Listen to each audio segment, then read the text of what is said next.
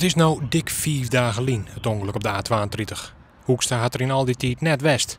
Om er nou weer langs te rijden, dat docht toch wel wat. Ik kreeg wel een rilling. Ja, nog geen week geleden was hier wat aan de hand.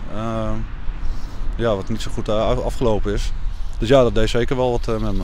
2 auto's botsten sneeuwt een Bob op elkaar en vliegen in brand. Het zorgen voor een grote chaos. Hoekstra zag het gebeuren en ging er voor de bal. Voor mij was de situatie al snel duidelijk, omdat er al meerdere mensen gelukkig al bij waren. Er werd veel gecommuniceerd met ook de andere auto, want er stonden 2 auto's in brand. De eerste auto bij de vangrail, daar werd al snel duidelijk gemaakt dat daar niemand meer in zat. En ik zag dat er al een man was bij het andere voertuig. Daar zat nog iemand in. Die probeerden ze uit te trekken, dus ja, dat was voor mij gelijk duidelijk daarheen. En kijken wat ik kan doen, helpen. En dat weer vast net zonder gevaar. Want de achterkant van de auto stond inderdaad al aardig in brand.